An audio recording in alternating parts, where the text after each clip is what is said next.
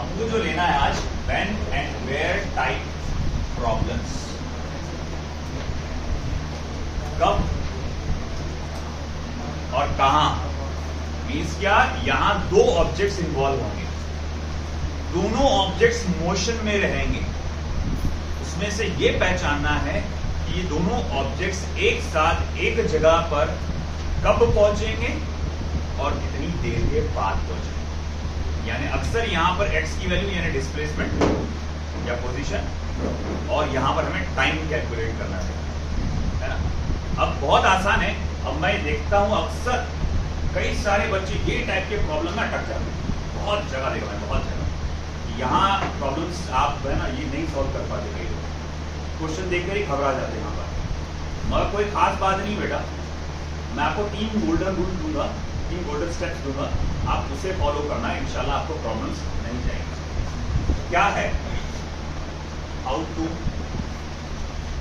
Solve these problems.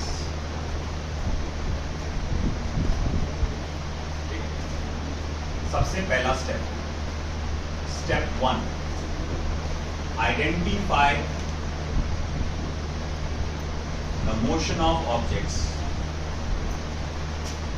सबसे पहला स्टेप, identify the motion of objects. Objects का मोशन आइडेंटिफाई करो। अब मोशन आइडेंटिफाई करने का मतलब क्या हुआ, क्या ये यूनिफॉर्म मोशन में है, ये पहचानो। क्या ये एक्सेलरेटेड मोशन में है, ये पहचानो। कौन सा वाला यूनिफॉर्म है, कौन सा वाला एक्सेलरेटेड मोशन में, ये पहचानो। Step 2,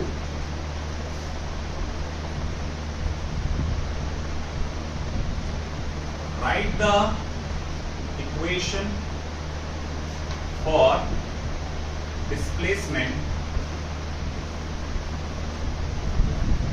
for both the objects। दोनों ऑब्जेक्ट्स के लिए डिस्प्लेसमेंट का इक्वेशन बनाइए। स्टेप 3, अब देखो ये जो सेकंड इक्वेशन पे स्टेप पे आप तभी पहुंच पाएंगे जब फर्स्ट स्टेप को आप फॉलो करेंगे। क्योंकि आपको मालूम है बेटा, अपन थ्रू आउट इतना पढ़ते आ रहे हैं, हमने 2 टाइप के मोशन को हमने कैटेगराइज किए। एक है यूनिफॉर्म मोशन और एक है एक्सेलरेटेड मोशन। अगर आपको याद हो, लिखना नहीं है, सिर्फ बता रहा हूं बेटा। यूनिफॉर्म मोशन में डिस्प्लेसमेंट का फॉर्मूला होता है velocity into time. Basic displacement का फॉर्मूला वेलोसिटी इनटू टाइम, ये यूनिफॉर्म मोशन में होता है ना। Velocity is equal to displacement upon time, तो डिस्प्लेसमेंट क्या हो जाएगा, वेलोसिटी इनटू टाइम। मगर एक्सेलरेटेड मोशन में डिस्प्लेसमेंट का फॉर्मूला होता है ut plus half of ad square. तो जब आप फॉर्मूला लिखने जा रहे हैं डिस्प्लेसमेंट का, तो ये डिपेंड करता है ना मोशन कौन सा है। अगर मैं यूनिफॉर्म मोशन हो तो ये लिखूंगा, अगर एक्सेलरेटेड मोशन होगा तो वो वाला लिखूंगा। समझ में आई ना बात यहाँ पे। तो इसीलिए पहला स्टेप बहुत जरूरी है, दोनों ऑब्जेक्ट्स के मोशन को आप आइडेंटिफाई करिए। तो फिर उसके बाद right the equation of displacement. अब जाहिर बात है, जब आप डिस्प्लेसमेंट लिखेंगे तो वो इक्वेशन टी में आएगी। वो इक्वेशन क्या में आएगी, टी में आएगी। तो अब अगर ये भी इक्वेशन टी में आ गई, वो भी इक्वेशन टी में आ गई, एक तो मैं क्या कर सकता हूँ, x की वैल्यू यहाँ से उठा के इधर डाल दो, या फिर t की वैल्यू उठा के इधर डाल दो। अगर मैं x की वैल्यू उठा के इधर डालूंगा तो पहले मुझे t मिलेगा। अगर मैं x की वैल्यू उठा के इधर डालूंगा इस इक्वेशन में, तो पहले मुझे क्या मिलेगा, t मिलेगा। और अगर मैं मान लो t की इक्वेशन उठाकर, t की वैल्यू उठा के दूसरे इक्वेशन में डालता हूँ, तो मुझे पहले क्या मिलेगा, x मिलेगा। तो इसी बात को लिखूंगा मैं यहाँ पे, substitute the value of x from one equation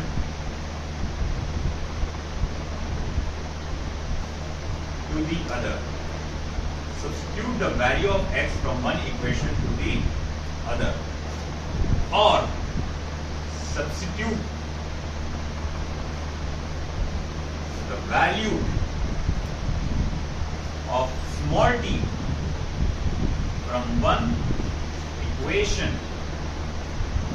to the other.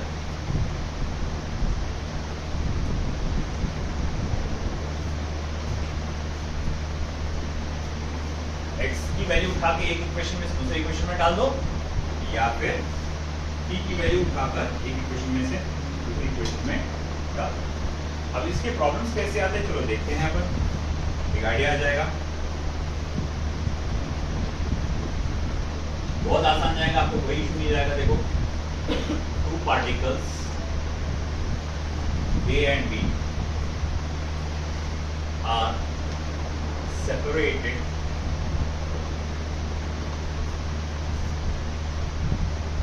by 100 meters. They move towards each other with uniform speed.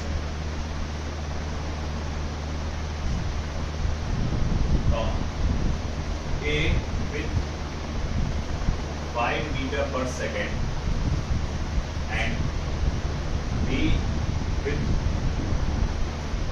15 meter per second. Full stop. When and where the two particles meet, कब और कहाँ ये दोनों particles आपस में मिलेंगे। When and where the two particles meet. देखो बेटा, अब इस सीन को थोड़ा सा डायग्रामेटिक लगाते हैं। तो ये देखो,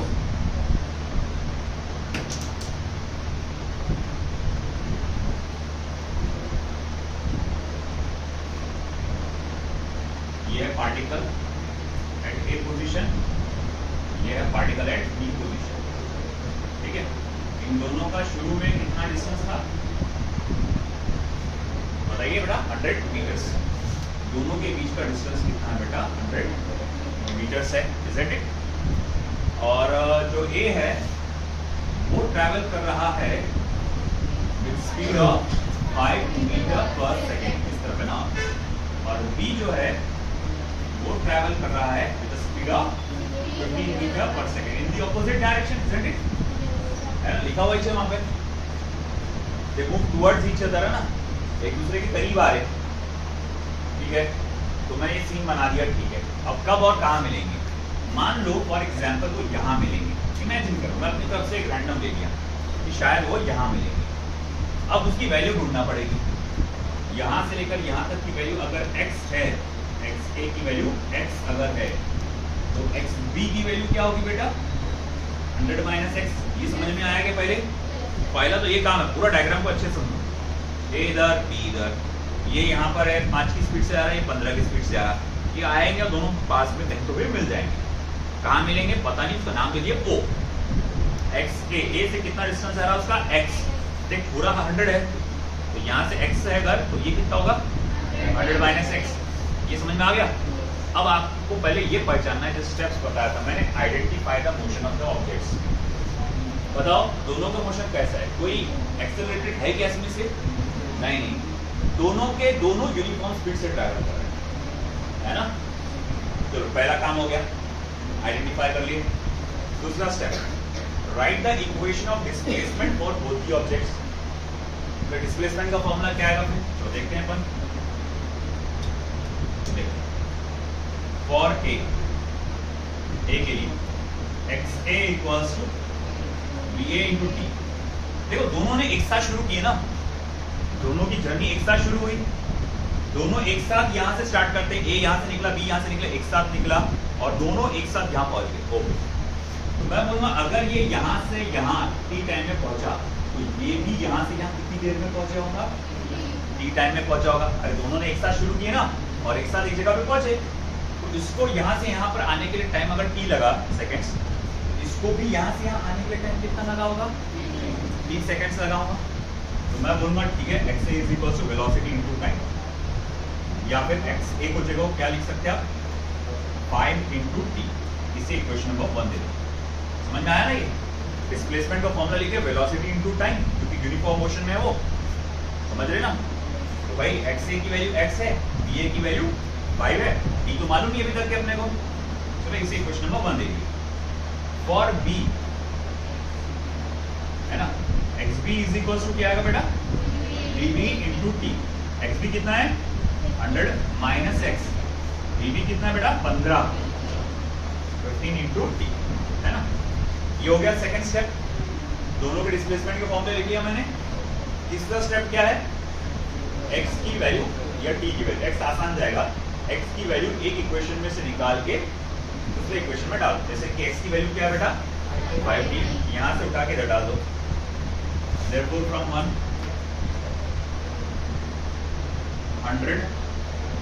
minus 5t is equals to 15t। आया समझ में, है ना। x की जगह क्या डाला 5t, अब उसके आगे क्या माइनस 5t को उधर लेके जाओ, क्या हो जाएगा प्लस 5t, 15 से ऐड हो गया वो क्या हो जाएगा 20, तो वो हो जाएगा 100 इज इक्वल्स टू 20t। देखो t इज इक्वल्स टू कितना हो गया बेटा 5 सेकेंड्स। व्हेन पता चल गया, व्हेन पता चल गया कि कब मिलेंगे, 5 सेकंड के बाद ये दोनों टकरा जाएंगे। दूसरी बात है कि कहाँ, तो क्या करना पड़ेगा इसके लिए, t की वैल्यू डालना पड़ेगा। इक्वेशन नंबर 1 में देखो, therefore from 1 है ना, x इज इक्वल्स टू बेटा क्या हो जाएगा xk equals x that is equals to 5 multiply by t। अब 5 मल्टीप्लाई बाय t कितना है 5 है, यानी xa is equals to 25 metre and xb is equals to कितना हो जाएगा 100 minus 25 that is xb is equals to 75 metre. तो वो दोनों टकराएंगे a से कितनी दूरी पर 25 मीटर्स की दूरी पे, है ना, और b से कितने डिस्टेंस पे 75 मीटर्स के डिस्टेंस पे। आया समझ में आपको। तो ये 3 स्टेप्स को फॉलो करो, इजीली हो जाएगा। ठीक है, लिखो फटाफट।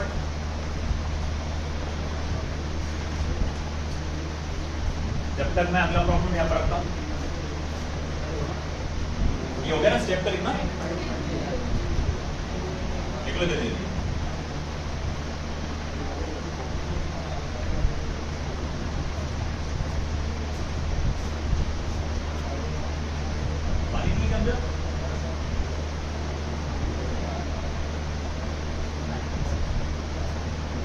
बातें मत करो बेटा।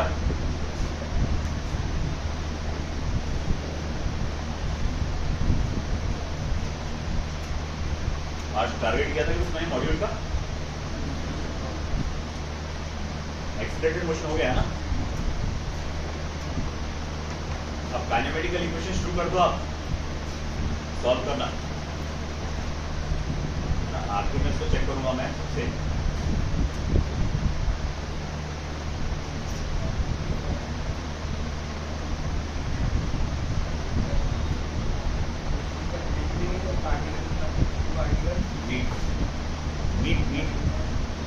मिलना, अब ये एक मत लिखना, तो मीनिंग तो हो जाएगा। हो गया ये इधर का लिखना।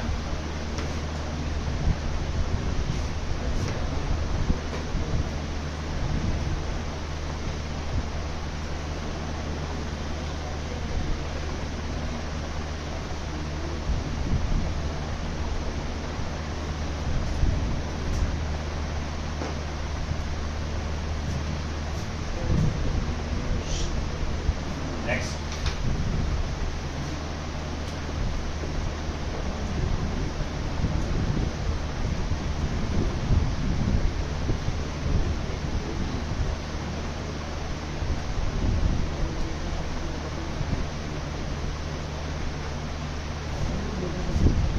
Previous problem. Particle A moves with constant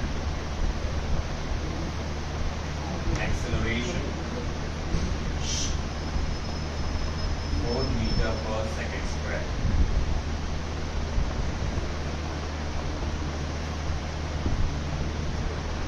With initial speed 5 meter per second and B moves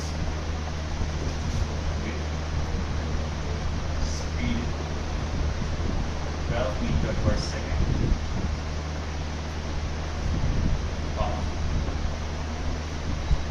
when and where the particles meet, कब और कहाँ ये पार्टिकल्स आपस में मिलेंगे। प्रीवियस प्रॉब्लम का डेटा इस्तेमाल करना है, मतलब प्रीवियस प्रॉब्लम का डिस्टेंस देना पड़ेगा। ए और बी के बीच का डिस्टेंस है 100 मीटर।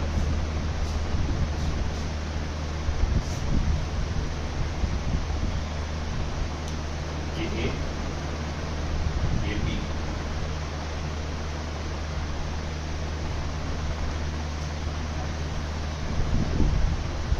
मीटर का डिस्टेंस,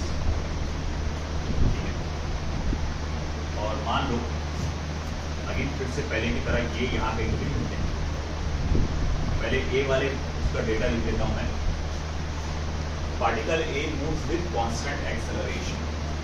देख पार्टिकल ए कैसा मूव हो रहा है, कांस्टेंट एक्सेलरेशन और 4 metre per second square. 4 metre per second square के कांस्टेंट एक्सेलरेशन से मूव हो रहा है with initial speed of 5 meter per second, with initial speed of 5 meter per second। और पार्टिकल बी जो मूव हो रहा है, it is moving with the speed of 12 meter per second। Particle A of course इधर जाएगा, particle B कुछ इस तरफ जाएगा। कब और कहाँ मिलेंगे? मिलेंगे जरूर मिलेंगे।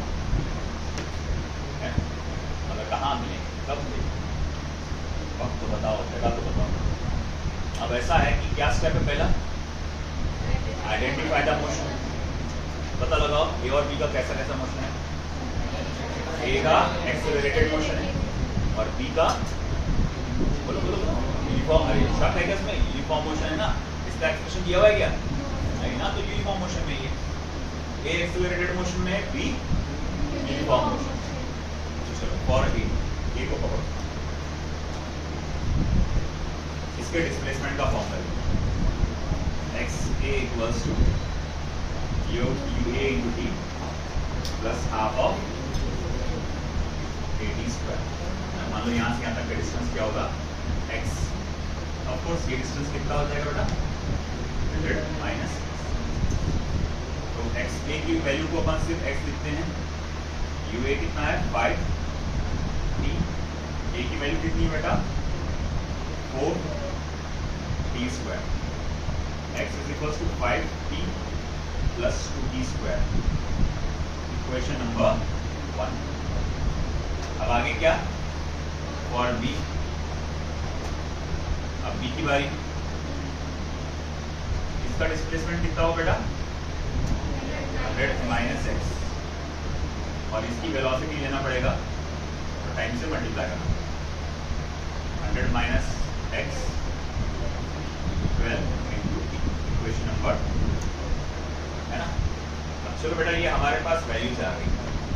एक तो क्या करूँ, टी की वैल्यू डाल के किसी एक इक्वेशन डाल के टी की इक्वेशन बनाओ, ये एक्स की वैल्यू डाल के टी की वैल्यू डाल के एक्स की इक्वेशन बनाओ, ये एक्स की वैल्यू डाल के टी की इक्वेशन बनाओ।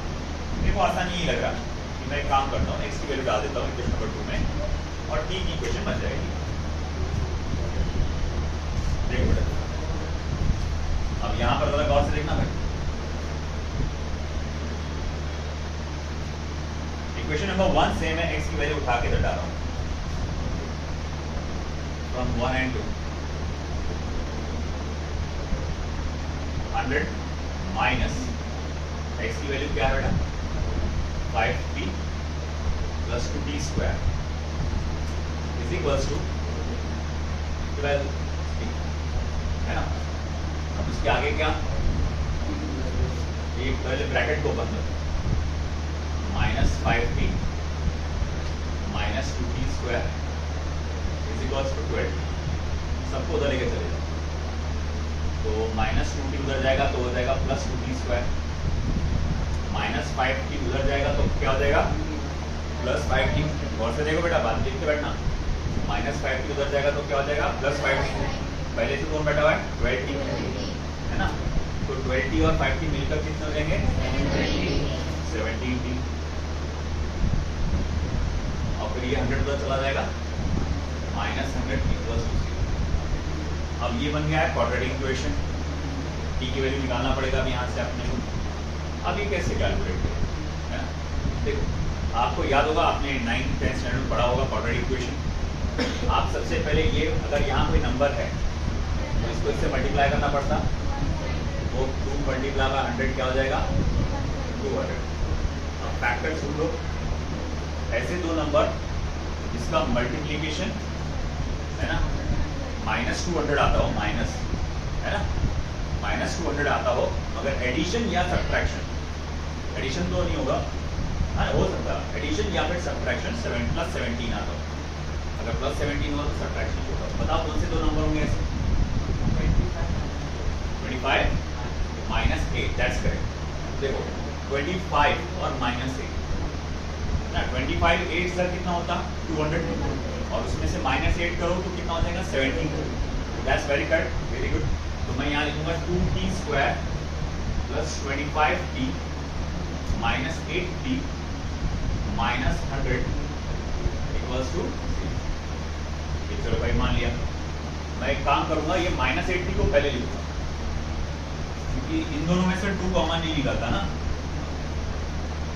जैसे आप t भी कॉमन निकाल के काम चला सकते हैं, चीजें आसान हो जाएंगी अगर वेट को बदलेंगे।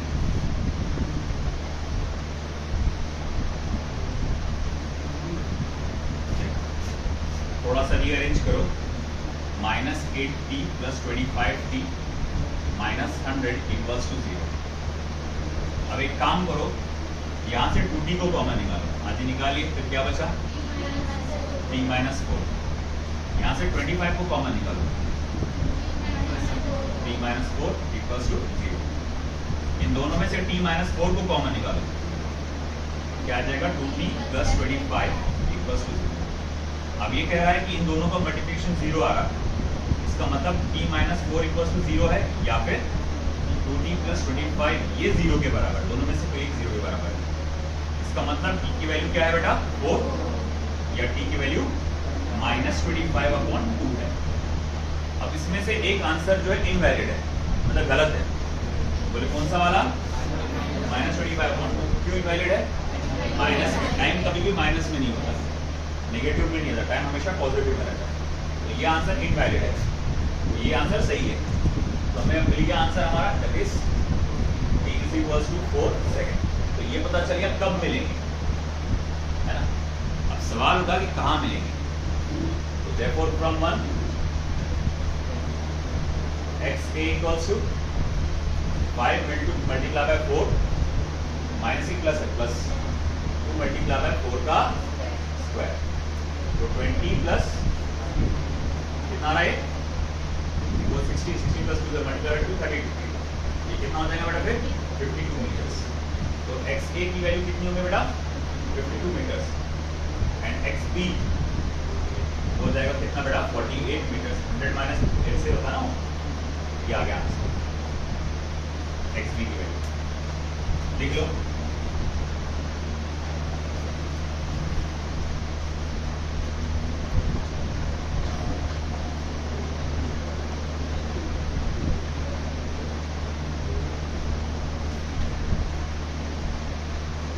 क्वेश्चन लिखना हो गया सभी का,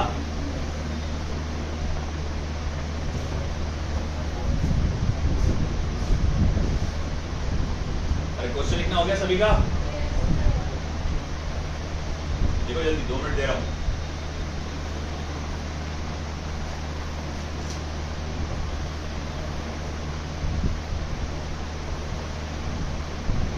घर पे जाके इसको अच्छे से रिवाइज करना।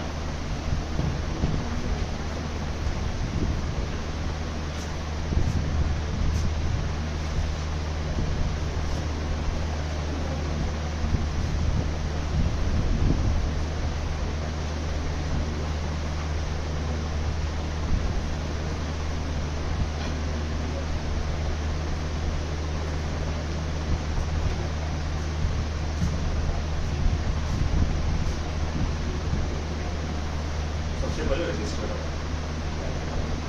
थर्ड का रजिस्टर में नहीं है, हाँ सॉरी वो भी बड़ी बात मालूम होना चाहिए, वो उसको लिखने से हैंडराइटिंग खराब होती है। तो रफ रजिस्टर लेते हैं तो सस्ता वाला ब्लैक कलर का रफ, वो इसमें हैंडराइटिंग खराब होती है, कभी लिखना है इसके अंदर। बहुत जनरल हिसाब किताब के लिए रफ हिसाब किताब रखते हैं, तो उसके लिए फाड़ के देना पड़ता है, हमारे नोट्स के लिए नहीं।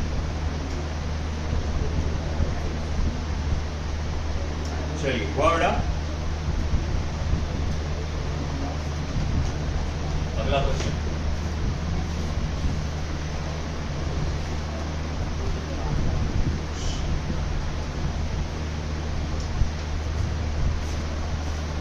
चैप्टर कंप्लीट होने के एक दिन के बाद मैं सभी की बुक चेक करूंगा प्रॉपर्ली सब कुछ लिखा हुआ है कि नहीं।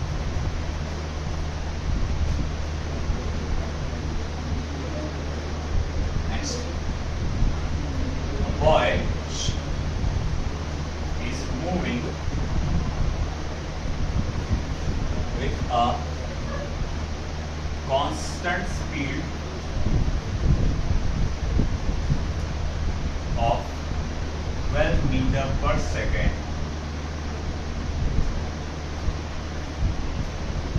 Full stop. When he is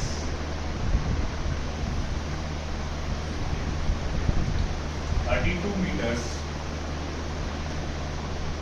behind the cyclist, comma, the cyclist starts from rest under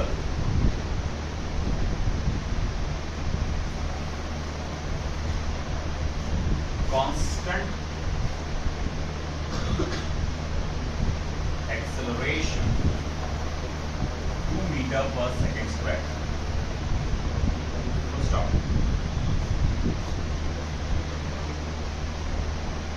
After how much time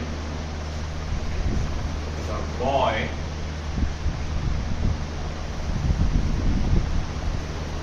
meets the cyclist?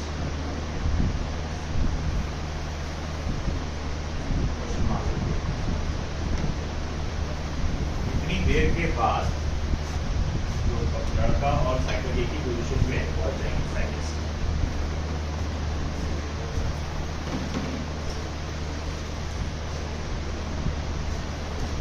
सबसे पहला काम डायग्राम बनाओ।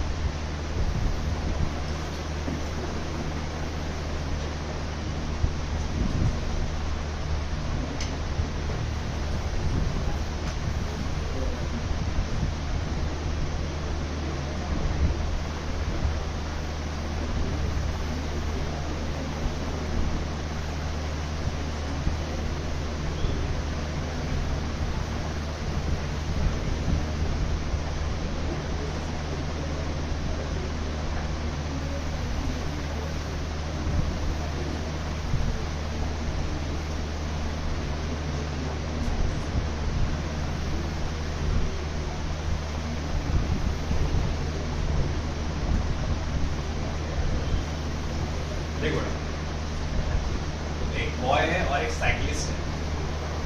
The boy is moving with a constant speed of 12 metre per second.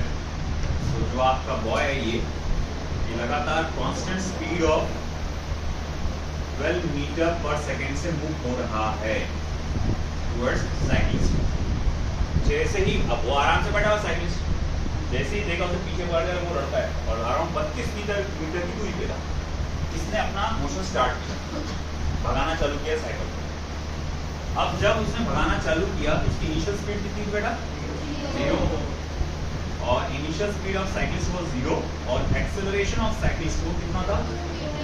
Sorry कितना? 2 है ना, 2 metre per second square. तो ये पूछ रहा है कब और कहां ये एक दूसरे जो एक दोनों को एक साथ मिल जाएंगे, एक पोजीशन पे एक साथ पहुंचेंगे। अब सपोज करो कि ये वो पोजीशन है जहां पर लड़का और साइकिलिस्ट दोनों के दोनों एक ही साथ वहां पर एक ही जगह पे पहुंचते हैं। देखो इसने मोशन कब स्टार्ट किया, जब ये कितने डिस्टेंस पे था, 32 मीटर के डिस्टेंस पे, तब उसने मोशन स्टार्ट किया। तो यहाँ से गिनती चालू करेंगे, है ना, यहीं से सारा कैलकुलेशन स्टार्ट करेंगे। अब ऐसा कि देखो यहाँ से यहाँ अगर मान लो लड़का टी टाइम में पहुंचा, तो साइकिलिस्ट भी यहाँ से यहाँ कितनी देर में पहुंचा, टी टाइम में। अरे भाई इतनी देर में ये यहाँ पहुंचा, उतनी देर में यहाँ नहीं पहुंचा वो, है कि नहीं। इसने यहाँ से मोशन स्टार्ट किया ना, जैसे 32 मीटर की दूरी पे था। तो ठीक है, मैं मान लिया। हमारे 3 स्टेप्स क्या याद रखो फिर से, identify the motion of the objects. चलो आइडेंटिफाई करो।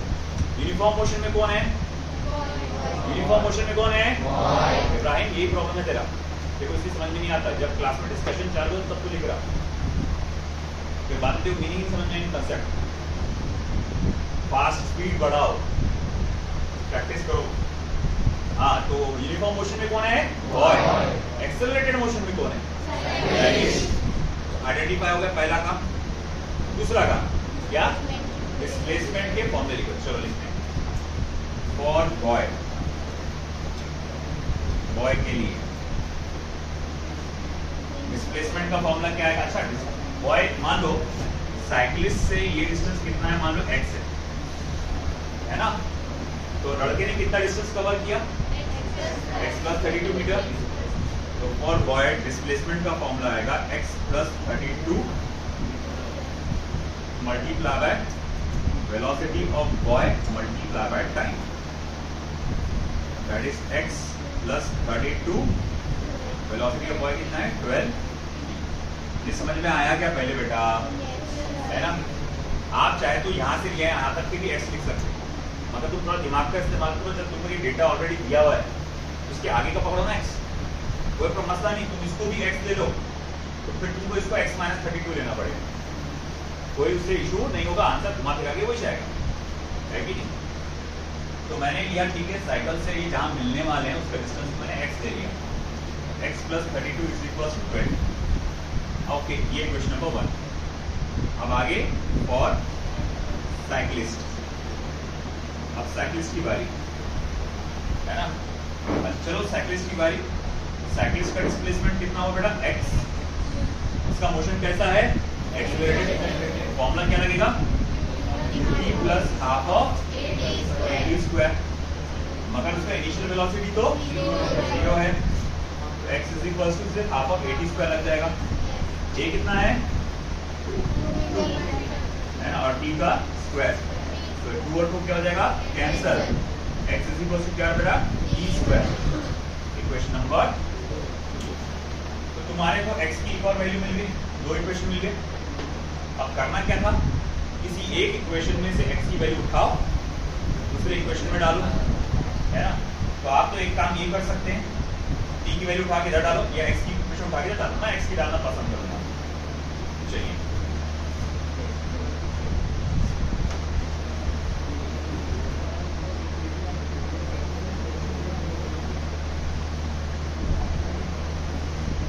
तो फ्रॉम 1 and 2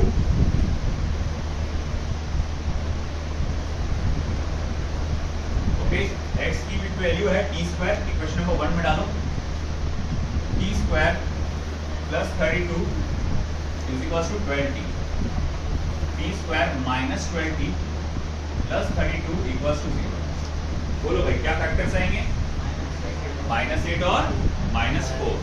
4 से 32 होता ना।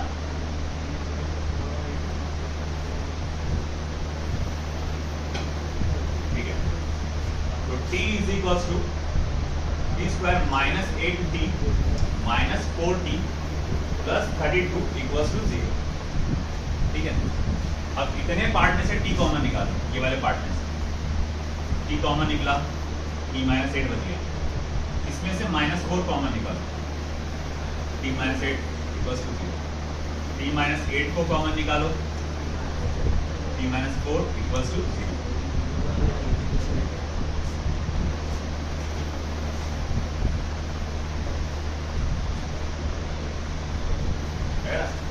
t minus 8, t minus 4 equals to 0। फिर उसके बाद आगे क्या, देखो t is equals to 8 seconds और t equals to 4 सेकेंड, ये दो आ गया आंसर। अब इनमें से कोई इनवैलिड है क्या? नहीं, दोनों वैलिड है। फिर दोनों वैलिड है तो बोले कि दो बार एक साथ आएगी, हाँ जी दो बार हुआ ऐसा है ना। अब ऐसा हुआ कि पहले अगर मान लो ये लोग रेस लगा रहे थोड़ी देर के लिए, सिचुएशन ऐसी है कि दोनों रेस लगा रही है, ब्लू मतलब क्या है साइकिल है और ब्लैक मतलब बॉय है। तो अब ये धीरे धीरे आगे बढ़ेगा, इसकी स्पीड बढ़ने वाली है धीरे धीरे, ये कांस्टेंट स्पीड से आ रहा है। तो पहले क्या होगा, ये लड़का और ये एक साथ पहुंच जाएंगे और लड़का आगे निकल जाएगा, ये ओवरटेक करके निकल जाएगा। मगर साइकिल वाला अपनी स्पीड बढ़ा ही रहा है धीरे धीरे, फिर बढ़ाएगा बढ़ाएगा बढ़ाएगा बढ़ाएगा, फिर साइकिल उसको ओवरटेक करके आगे निकल जाएगी। बात समझ में आ रहा है क्या? है ना। तुम्हारे दोस्त के साथ तुम क्या कर रहे, रेसिंग कर रहे, तुम एक कांस्टेंट स्पीड से भागते हुए आ रहे, है ना। तुमको देखते हो 32 मीटर दूरी से दोस्त क्या करता, फिर साइकिल की पैडलिंग स्टार्ट करता है कि। तो भाई अब होगा क्या, उसका मोशन एक्सेलरेटेड है, धीरे धीरे स्पीड बढ़ रही, मगर वो पहले से मोशन में है अच्छे से, तो पहले वो तुम्हारे को क्रॉस कर जाएगा। एक वक्त ऐसा आएगा तुम दोनों एक पोजीशन पे पहुंचोगे, वो तुमको ओवरटेक करके निकल जाएगा। फिर क्या होगा, दोस्त तुम्हारा अभी भी क्या है, एक्सेलरेटेड मोशन में, यानी स्पीड लगातार उसकी बढ़ रही है। फिर अगली बार एक वक्त ऐसा आएगा थोड़ी देर के बाद कि तुम्हारा दोस्त जो है तुम्हें ओवरटेक करके निकल जाएगा। तो ऐसा दो बार होगा जो तुम क्या है एक साथ एक ही जगह पे पहुंचोगे, है ना। फिर दो पोजीशंस भी आएंगी ना। फर्स्ट पोजीशन क्या रहेगी, है ना, ये तो पहला टाइम ये रहेगा 4 सेकेंड, तो दूसरा टाइम क्या रहेगा 8 सेकेंड। तो पहली पोजीशन क्या रहेगी, डिपेंड्स कि अपने को एक्स की वैल्यू निकालना है ना। एक्स इज इक्वल्स टू क्या रहेगा, टी का square. X is equals to, अच्छा वो पोजीशन कहाँ से निकालना है वो भी डिपेंड करता है, लेकिन लड़के से क्या कैलकुलेट कर रहे या फिर साइकिल्स वाले से कैलकुलेट कर रहे। तो मैं चलो पहले साइकिल से निकालता हूँ। Distance from the cycle, first distance from the cycle वो हो जाएगा टी का स्क्वायर यानी कि 4 का स्क्वायर, t1 का स्क्वायर यानी 4 का स्क्वायर। तो first distance from the cyclist वो क्या रहेगा 16 मीटर। तो पहले 4 सेकेंड में मतलब 16 मीटर के डिस्टेंस में साइक्लिस्ट से वो दोनों एक दूसरे से मिलते हैं। और फिर उसके बाद बोलना first distance from the boy वो है 16 प्लस 32, कितना हो रहा है बेटा 48 मीटर्स।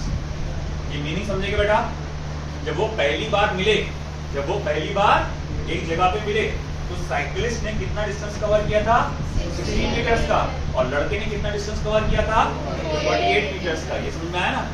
फिर सेकंड टाइम जब मिले हो, तो सेकंड टाइम जब मिले तो साइकिलिस्ट ने कितना डिस्टेंस कवर किया 64 मीटर्स। समझ में आया क्या? जब दूसरी बार फिर से वो एक जगह पे पहुंचे तो साइकिलिस्ट ने कितना डिस्टेंस कवर कर चुका था 64 मीटर्स, और आपके लड़का ने कितना डिस्टेंस कवर किया फिर 64 प्लस 32,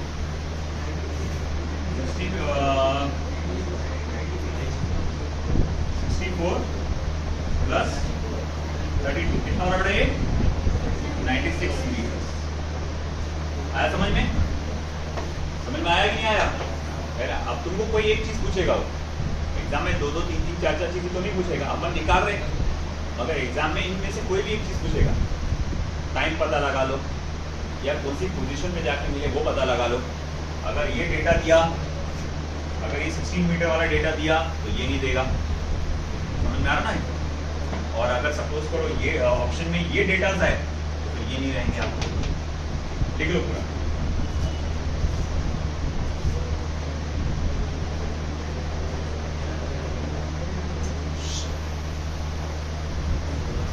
बातें नहीं,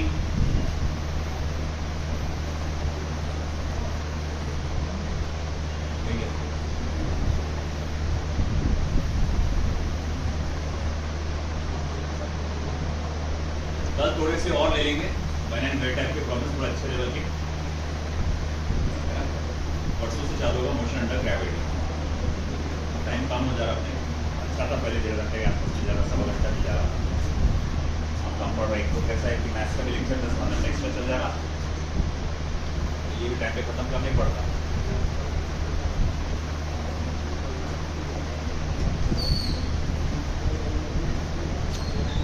इसका क्या करना है एक्सपोजर का?